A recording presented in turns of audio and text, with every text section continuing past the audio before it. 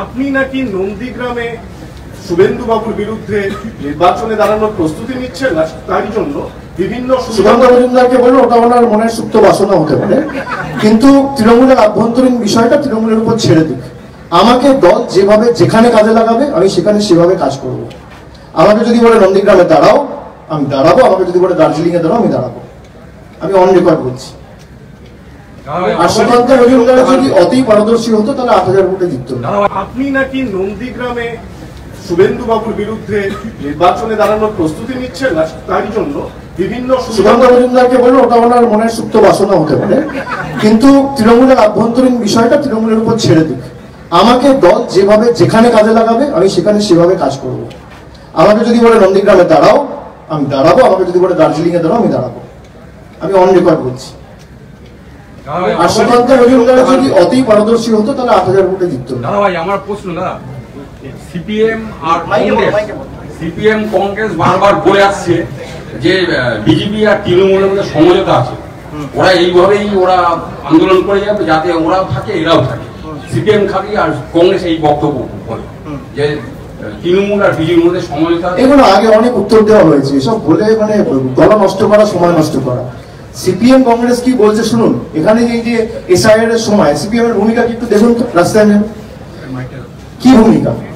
এই যে বাংলার টাকা আপনি ছেড়ে দিন তৃণমূল, এই যে আমি সে রাস্তায় ক্যাম্প করছি, আমি বলছি এখানে তৃণমূল লোকেরা আসবে, এখানে সিপিএম আসুক, বিজেপি আসুক, আপনি নির্বাচনের সময় রাজনীতি করুন, বাকি ৫টা বছর তো মানুষের জন্য কাজ করুন। এরা খালি মমতা বন্দ্যোপাধ্যায়কে আক্রমণ করতে গিয়ে আজকে সিপিএম এর ভোটটা কোথায় ট্রান্সফার হয়েছে, কোথায় ট্রান্সফার হয়েছে? যারা নিজের ভোট ধরে রাখতে পারে না, নিজেদের কর্মী ধরে রাখতে পারে না, নিজেদের নেতা ধরে রাখতে পারে না, তাদের কাছে শিখতে হবে না। सर, बीएलओ का डेथ को लेके बीजेपी की तरफ से ये कहा जा रहा है कि जो भी डेथ की घटना सामने आ रही है तृणमूल कांग्रेस की तरफ से उसको एसआईआर के कारण मौत हुआ है ऐसा चिपका दिया जा रहा है, क्या कहेंगे सर? मैं नहीं कह रहा हूँ, बीएलओ खुद कह रहे हैं कि मेरा मौत की जिम्मेदारी इसी। आप कहां से हो भाई? एनआई। अच्छा, इसीलिए आप बीएलओ का सुसाइड लेटर पढ़ लीजिए। भैया क्या बात करते हैं, भाई तृणमूल थोड़ी कह रहे हैं भैया एनए वाले को थोड़ा सुसाइड नोट भेजो, बीएलओ का भेजिए, उनको पता नहीं होगा, पर बीएलओ का सुसाइड नोट आप पढ़िए। हम तो नहीं कह रहे, कोई पार्टी नहीं कह रहे, ये बीएलओ खुद कह रहे हैं कि मेरा मौत का जिम्मेदार इलेक्शन कमीशन है, जिस बीएलओ को इलेक्शन कमीशन ने खुद अपॉइंट किया। तो आप मेरे से क्या सवाल पूछते हैं, इलेक्शन कमीशन से पूछिए। सर नमस्कार सर, मेरा एक सवाल बैठ के बोलते हैं। सर मेरा एक सवाल है, আর একটা আমরা তাড়াতাড়ি अभी ওখানে না গেলে লোকজন ওয়েট করছে। सर नमस्कार सर, मेरा एक सवाल है, आप जो सेवा कैंप जो लगाए हैं पिछले बार तो बहुत अपार सफलता मिला, मैं फील्ड में जाकर मैंने कवर करता हूँ तो मैक्सिमम लोग बोलते हैं कि आप भगवान हैं।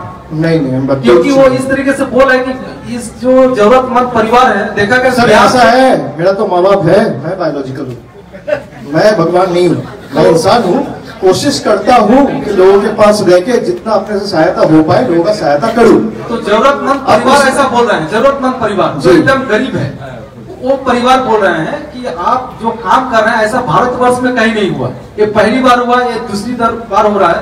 अब मैं जानना चाहूँ आप नया और क्या करने वाले हैं? डायमंड हार्बर लोकसभा कुछ सोचेंगे आपके सामने जरूर रखेंगे।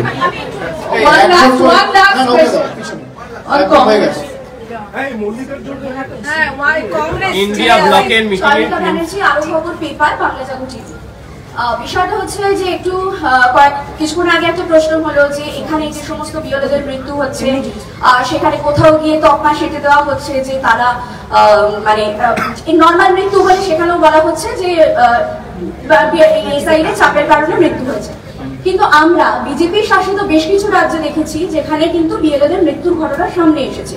উত্তরপ্রদেশে আমরা দেখেছি ব্যাক টু ব্যাক দুটো, মধ্যপ্রদেশেও একই ঘটনা ঘটেছে। তাহলে এই রাজ্যের ক্ষেত্রে যদি কোনো একটা একজন সাধারণ মানুষের মৃত্যুতে তকমা সেটে দেওয়া হচ্ছে যে এসআইআর কারণে হয়েছে, তাহলে সেই সমস্ত স্টেটের ক্ষেত্রে কারণ সে সমস্ত রাজ্যে প্রশ্ন করার মতো বিরোধীদের সেই মেরুদণ্ডও নেই, সেই ক্ষমতাও নেই।